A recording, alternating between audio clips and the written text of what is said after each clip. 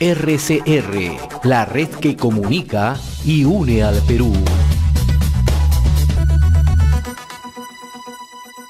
Próximo 14 de noviembre es el Día Mundial de la diabetes, ¿no? Y como antesala y en el marco de esta fecha es importante conocer qué cosa es la diabetes, cuáles son los indicadores, cuál es la prevalencia, cuáles son los síntomas, ¿no? Cuáles son los factores de riesgo, la importancia de la prevención. Por eso esta mañana nos honra con su presencia la doctora Nancy Uribe. Ella es una prestigiada endocrinóloga, jefa de endocrinología del Hospital Nacional Edgardo Rebagliati Martins de E-Salud. Y le agradecemos la amabilidad de compartir esta invitación con RCR, Red de Comunicación Regional. Doctor Uribe, gracias por estar presente. Qué gusto escucharla. ¿Cómo está? Buenos días y muy agradecida también por la invitación. Hablemos un poco, demos una mirada a las estadísticas que siempre son importantes para quienes nos están sintonizando un poco. Nos sensibilicemos, ¿no? Entendamos que si no adoptamos medidas de prevención, si no tomamos las medidas adecuadas, somos propensos, ¿no?, a la enfermedad. En el ámbito nacional, ¿cuáles son las cifras en diabetes? Y en el plano mundial, esto es mucho más preocupante, naturalmente, ¿no? Efectivamente, la diabetes es una enfermedad crónica que se ha vuelto una pandemia, ¿no? Es una de las enfermedades desde el punto de vista de salud pública más importantes a nivel mundial. Y justamente este 14 de noviembre se celebra para promover todas las actividades y todo lo que debemos realizar para evitar las complicaciones de la diabetes y, si es posible, como lo es, prevenirla. En cuanto a las estadísticas, bueno, en realidad a nivel mundial se ha ya calculado que existe 245 millones de diabéticos en todo el mundo, que equivale más o menos a cerca de un 9% de la población mundial.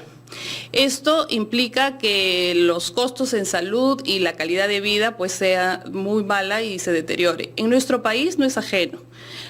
Nuestro país tiene una estadística también muy alta. Algunos organismos internacionales nos dicen que la diabetes tipo 2, que es la más frecuente, están alrededor del 6% a nivel nacional, pero estudios propios del Perú, no grandes, pero significativos, nos indica que más bien la prevalencia es más alta, alrededor del 7% de nuestra población peruana tendría compromiso de la diabetes, o sea, habría una población muy alta. Millones de peruanos son propensos a la diabetes. Efectivamente, más de 2 millones, pero recordemos algo también muy importante, que la diabetes está subdiagnosticada. ¿Qué quiere decir esto? Que de cada 2 personas, solo una está diagnosticada y la otra todavía desconoce que es diabética. No hay registros. No hay registros, por lo tanto la prevalencia es mucho más alta, ¿no? Ahora, ¿qué es la diabetes en realidad? Bueno, la diabetes, como lo repito, es una enfermedad crónica, ¿ya?, que se produce por la alteración de la mala utilización de la hormona que se llama insulina. ¿Ya? La insulina es la que metaboliza la glucosa, la ingresa a la célula y es la que le da energía a nuestro cuerpo. Cuando hay una mala utilización, o sea, una inadecuada utilización por diferentes factores, entonces se genera un fenómeno que es la no utilización de la glucosa, o sea, el azúcar en la sangre, y tenemos un azúcar alta. Ese es el mecanismo de la diabetes tipo 2, que es la más frecuente. El 80% de los pacientes, más del 80% son diabéticos tipo 2. Y el diabético tipo 1, que es una pequeña población, pero importante, el mecanismo es diferente, porque aquí el páncreas deja de funcionar y no se produce la cantidad adecuada de insulina. O sea, los mecanismos por los cuales se producen son totalmente distintos. Ahora, ¿cuáles son los síntomas? ¿Cuál es la sintomatología de una persona que está propenso a la diabetes o una persona diabética? Bueno, como no hay una adecuada utilización de la insulina, a pesar de que tenemos, lo que se produce, el efecto consecuente es que hay exceso de azúcar. Entonces el exceso de azúcar es la que nos va a ir dando los síntomas. Nosotros conocemos que la persona, desde que empieza a desarrollar la enfermedad hasta que tiene los síntomas conocidos, ya establecidos, puede tener un lapso muy largo, desde 5 a 8 años. Y cuando ya pasa este periodo, este deterioro del organismo que no puede tolerar las glucosas cada vez más altas, se producen los síntomas clásicos que conocemos las diabetes. Baja de peso, brusca, que no tiene explicación, se produce una sed abundante en el paciente, hay una pérdida importante de azúcar en la orina, hay una deshidratación y por lo tanto sed, y hay un exceso de apetito. Entonces, lo que nosotros llamamos los 4 síntomas cardinales de esta enfermedad, que es la baja de peso, el exceso de sed, orinar bastante y el gran apetito que se tiene, ¿no? Entonces, con estos síntomas son los que se debuta el paciente ya en una fase muy avanzada de la enfermedad. Previo a eso, probablemente no hay síntomas, y es más, no los hay. Solamente los factores de riesgo son los que nos van a permitir detectar tempranamente una prediabetes y ya finalmente, bueno, una diabetes si es que esta no se ha corregido. Ahora, se habla de factores hereditarios. ¿Esto es así? En los diabéticos tipo 2 sí. En la diabetes tipo 1 es una enfermedad que se produce no por antecedentes familiares, una enfermedad autoinmune que bruscamente el páncreas deja de funcionar y bueno, se desencadena en poco tiempo los síntomas clásicos de la diabetes. En el diabético tipo 2, que es la mayor parte de los diabéticos, sí hay un antecedente familiar importante. Tenemos como factor de riesgo tener familiares de primera línea, padres, hermanos, que tengan antecedente de diabetes, es un alto índice de pacientes que pueden desarrollar la enfermedad. Ahí lo recomendable es que quienes conozcan este cuadro familiar acudan al médico como manera preventiva. Sí, hay que conocer esto, porque el hecho de solo tener ya el antecedente de padres, hermanos diabéticos, nos tiene que hacer valorar la función de la prevención, ¿no? Y del control constante de la persona para detectar tempranamente si es que va a desarrollar la diabetes. Ahora, me gustaría detener un poco en los factores de riesgo, ¿no? Porque allí justamente estriba uno de los temas centrales, ¿no? O sea, ¿quiénes son más propensos, quiénes están más sujetos, ¿no? O quiénes están expuestos a contraer la enfermedad, ¿no? Y de ahí donde se vea esta alta prevalencia en nuestro país de manera fundamental. ¿Cuáles son los principales factores de riesgo, doctor?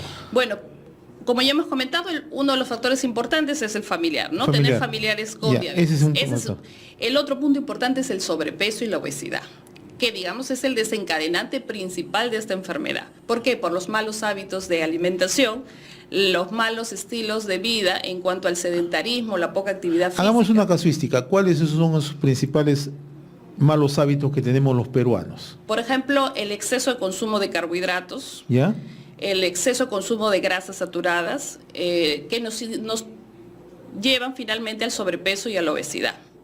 La poca actividad física, el sedentarismo, el llevar rutinas de trabajo de oficina o sedentaria que no nos permite gastar todas esas calorías que consumimos, ¿no? Y también son importantes otros factores como por ejemplo el paciente la mujer que ha tenido hijos grandes de más de 4 kilos al nacer, que nosotros llamamos fetos cromosómicos. Aquella mujer que ha tenido un bebé de 4 kilos o más tiene alta posibilidad, hasta más de un 50% de desarrollar diabetes en poco tiempo, a los 5 años.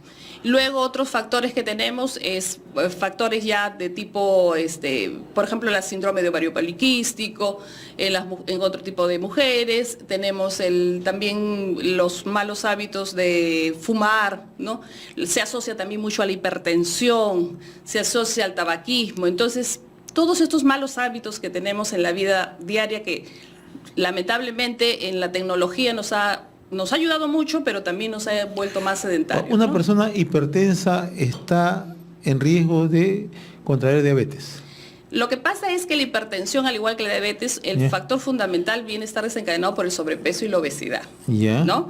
Entonces, este sobrepeso y obesidad, digamos, es el desencadenante de todas estas enfermedades, lo que nosotros conocemos como el síndrome metabólico. En el síndrome metabólico, ¿qué es? Básicamente el sobrepeso, obesidad, diabetes o prediabetes, hipertensión arterial, ¿no? Es lo que generalmente encontramos que se va a desencadenar, se relaciona todo. El hígado graso es parte de lo mismo, la dislipidemia, o sea, las alteraciones de los triglicéridos, las alteraciones de los lípidos, del colesterol, todo es parte de una misma enfermedad que se va desencadenando una tras de otra. De acuerdo a esta prevalencia que usted mencionaba al inicio, ¿dónde se presenta el mayor cuadro de personas con diabetes? ¿En zonas urbanas en el Perú o en zonas rurales? A nivel mundial y en el Perú, en zonas urbanas es la zona que más prevalencia hay.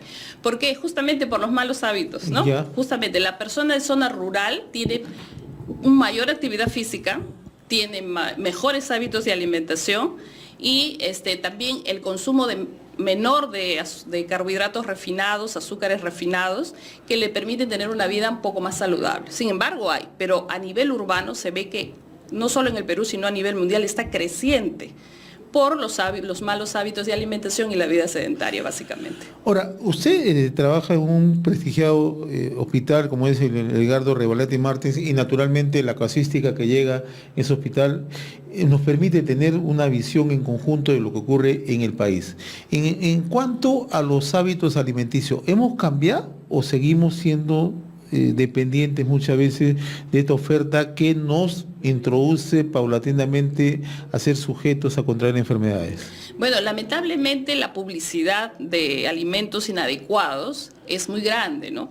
Entonces, no permite que se contrarreste de forma adecuada este exceso, este abrumador cantidad de publicidad. Entonces, el peruano en general tienen malos hábitos en comidas chatarras, ¿no? En usar bebidas azucaradas y en tecnología que muchas veces no le ayuda.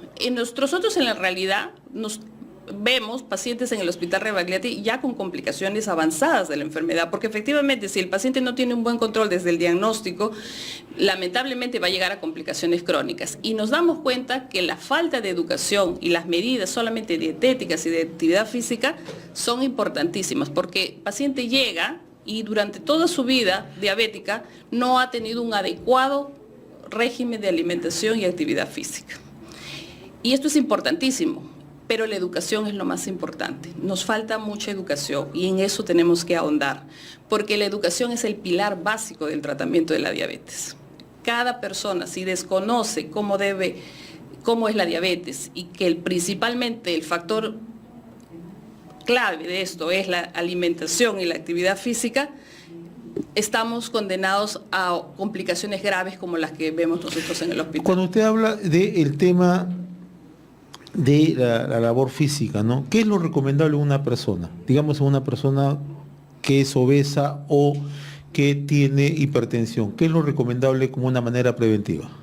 Bueno, en realidad se recomienda la actividad física rutinaria por lo menos unas 3 veces por semana, de unos 30 a 45 minutos, pero no podemos decirlo en líneas generales igual para todos. Claro. Tenemos que diferenciar. El aspecto clínico es individual, ¿no? Claro, y desde la edad, ¿no? Desde la edad de la persona, desde su contextura física, si el paciente está obeso, si el paciente es hipertenso, tiene que pasar primero una evaluación, ¿no? Por ejemplo, si el paciente es hipertenso, una evaluación cardiológica, si el paciente tiene complicaciones de un daño ocular, con una retinopatía diabética, tiene que pasar un control adecuado. Entonces, realmente el ejercicio ya para la persona diabética es individualizado, ¿no? Aquella persona que nunca está acostumbrada a hacer actividad física, definitivamente no la vamos a poder mandar a hacer un régimen de ejercicios todos los días en forma brusca, porque vamos a generar mayores complicaciones. Pero lo que sí debemos tener en cuenta es que todos ellos para los diabéticos, pero para los prediabéticos, o sea, los que están en etapa de desarrollo de la enfermedad, ellos sí debemos ser un poco más exigentes, porque ahí casi complicaciones no están presentes. Entonces, tenemos que incidir más en la actividad física aeróbica. Ahora, el tema de la prevención, ¿qué es lo que se aconseja en estos casos? Bueno, en la prevención básicamente es hábitos de vida saludable, ¿no? Una alimentación saludable, actividad física regular, pero sobre todo tener criterio de prevención y tener un peso adecuado, ¿no? Si yo sé que tengo un padre, una madre, un hermano diabético y subo de peso, definitivamente me estoy condenando a ser diabético, ¿no? Y si ya me detectan prediabetes, que hay una gran cantidad de pacientes detectados prediabéticos, debo tomar conciencia de que si no llevo los regímenes adecuados, finalmente termino diabético. El gran problema del prediabético es que no tiene síntomas. Incluso hasta el diabético en sus primeros momentos no tiene síntomas, por eso no está diagnosticado.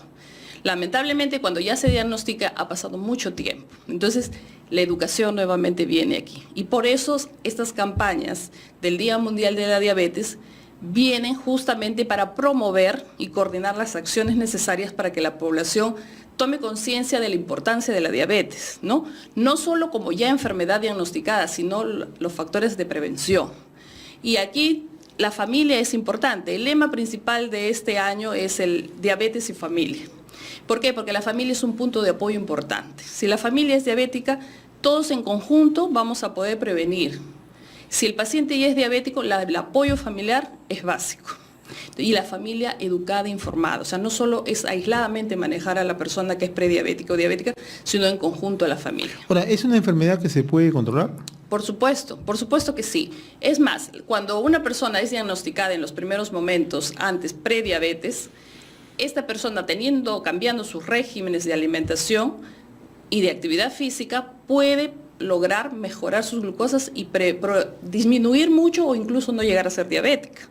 Y para la persona que ya ha sido diagnosticada de diabetes, tener un buen control desde el primer momento que se le diagnostica la enfermedad evita que a la larga tenga complicaciones graves, ¿no? Complicaciones como la retinopatía diabética, que conduce a la ceguera, problemas de pie diabético, que lamentablemente muchas veces llega a complicaciones, infartos del corazón, que son la principal causa de muerte de los diabéticos, problemas de accidentes, infartos cerebrales, problemas de riñón que terminan en hemodiálisis.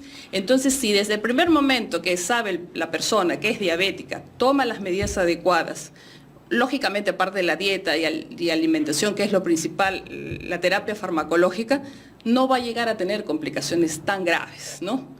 Porque se sabe que la diabetes es un problema grave de salud pública. ¿Por qué? Por la gran cantidad de discapacidad, no solo mortalidad, sino sobre todo discapacidad, la mala calidad de vida, que finalmente es lo que el paciente padece, ¿no? Y no solo el paciente, sino la familia. Por eso es que ahora, en el tema del Día Mundial de la Diabetes, se le da mucha importancia al paciente con su familia, porque es el apoyo principal que tiene la persona que es diabética. Ahora, ¿qué es un coma diabético? Muchas veces escuchamos... ha sufrido un coma diabético. ¿Qué es un coma diabético? Bueno, un coma diabético puede suceder en dos situaciones. Una, en el exceso de glucosa, o sea, cuando hay demasiada cantidad de azúcar, se produce un coma diabético, que hay de dos tipos. Uno se llama coma cetoacidóptico y el otro coma hiperosmolar. Y el otro coma diabético es cuando la glucosa, o sea, el azúcar baja demasiado, que nosotros le llamamos hipoglicemia. O sea, hay dos situaciones de coma con glucosa muy alta y una situación con azúcar de coma muy alta y con azúcar muy baja. Yeah. O sea, no debemos tener ni el azúcar alta ni tampoco el azúcar baja, porque sin el azúcar baja no podemos vivir, nuestro cerebro no puede vivir, ¿no es cierto? Y todos nuestros órganos no pueden vivir. Entonces, un coma diabético por glucosa alta generalmente es cuando ya el paciente, aparte de tener mucha sed, orinar bastante, el paciente se deshidrata, entra en un estado de trastorno de la conciencia, ¿no? Se pone soporoso, o sea, se pone somnoliento, hasta puede perder la conciencia, llega a un estado de shock hipovolémico, o sea, de mucha deshidratación por este exceso de azúcar y lo puede conllevar a la muerte, ¿no? Lo contrario, en la hipoglicemia, ¿qué pasa? Que el paciente baja muy bruscamente su glucosa y si no se corrige prontamente, el paciente puede tener un daño neurológico y puede llevarlo a la muerte también. O sea, son dos situaciones contrarias, pero que pueden llevarlo a un desenlace fatal, ¿no? Ahora, en cuanto al tratamiento médico, en cuanto a medicinas, ¿hay medicinas que ayudan a controlar la enfermedad actualmente? Por supuesto, cada vez la gama de medicamentos se va ampliando. ¿Ya? Es cierto que ¿por qué se va ampliando? Porque también no hay un solo factor que condiciona la presencia de la enfermedad. O sea, hay varios mecanismos que actúan para que se dé la diabetes. Cada vez hay nuevos fármacos muy buenos que actúan sobre esos diversos mecanismos. Hay fármacos muy buenos, desde el primer fármaco que es la metformina, que es un producto que se utiliza incluso hasta en prediabetes, que va a ayudar a que esa insulina que tenemos y que no se puede utilizar se utilice mejor, hasta fármacos como la insulina, ¿no? Que van a reemplazar, van a controlar mejor la glucosa y pueden reemplazar la falta de esta hormona en el cuerpo. Ahora, no hay edad para la diabetes, puede ser de los niños hasta el adulto. Efectivamente no hay edad, o sea, el diabético tipo 1 generalmente es el paciente joven, niño o adolescente que puede presentar la diabetes. El diabético tipo 2 generalmente es más del paciente adulto, pero en nuestra realidad, con los malos hábitos de vida, nosotros vemos pacientes jóvenes de 14, 15 años ya diabéticos tipo 2. ¿Por qué? Porque son niños que tienen una mala alimentación, que son obesos, que están en la tecnología, que están mucho tiempo en la televisión, en los aparatos electrónicos. Entonces el niño ya no hace actividad física y se ha acostumbrado a las comidas rápidas, entonces sube mucho de peso y no hace ejercicios. Entonces, lamentablemente, esa diabetes que nosotros veíamos más en los adultos mayores de 50, 60 años, ya lo estamos viendo en niños de 14, 15 años, o sea, adolescentes. Y ya uno podría pensar que por la edad tiene que ser diabético tipo 1, pero no. Lamentablemente todos estos factores de malas condiciones ha conllevado que niños desde edades muy tempranas ya tengamos diabéticos tipo 2. Bien, estamos conversando con la doctora Nancy Uribe, jefa de endocrinología del Hospital Nacional Edgardo Rebolletti Martín de Salud. El 14 de noviembre es el Día Mundial de la Diabetes. Diabetes y familias, el mensaje central. Me gustaría que se dirija a nuestros oyentes cuál es la importancia del entorno familiar, qué papel juega la familia con una persona que sufre la enfermedad, ¿no? Bueno, en realidad cuando una persona es diabética, no solamente es la persona que sufre la enfermedad, es el entorno familiar. Desde que el niño que se vuelve diabético y toda la familia se ve afectada y tiene que estar involucrada, hasta la persona de mediana edad y mayor se ve involucrada. La familia es el pilar básico de sustento para el paciente diabético. Tanto en la educación, que debe saber lo mismo que el paciente diabético, que debe ayudarlo en su alimentación, comer lo mismo que él, porque no puede diferenciarse que el diabético come solo y el resto de la familia come distinto. No, hacer en conjunto unidad y ayuda. Es el apoyo, el pilar fundamental. Cuando en el momento de los controles estar interesado por las campañas de prevención, y también en el momento que el paciente pueda tener una complicación, saber de la enfermedad para poderlo ayudar, ¿no? Por ejemplo, si hay una hipoglicemia, una baja brusca de azúcar, saber el familiar qué hacer, ¿no? Cómo auxiliar a su pariente para poder salvarle la vida, ¿no? Y de ahí también saber las consecuencias graves de la enfermedad. Esas consecuencias de las que hemos comentado, tan nefastas, que con el apoyo familiar sería fundamental para que el paciente no llegue. Estimularlo, es el gran apoyo de la familia. Por eso que este lema de la diabetes y familia es el lema de este año, para el Día Mundial de la Diabetes. Yo le agradezco la amabilidad de habernos acompañado en esta oportunidad a través de RCR, Red de Comunicación Regional, doctora Nancy Uribe, jefa de endocrinología del Hospital Nacional Edgardo Rebolletti Martín de Salud. Y yo creo que el aporte, ¿no?, que ustedes día a día brindan a la población es sustancial, ¿no? Además, con la alta prevalencia que se presenta en nuestro país. Le agradezco la amabilidad de compartir esta invitación. Muy amable. Muchas gracias a ustedes. Estuvo con nosotros la doctora Nancy Uribe, jefa de endocrinología del Hospital Nacional Edgardo Rebolletti Martín de Salud. RCR, la red que comunica y une al Perú.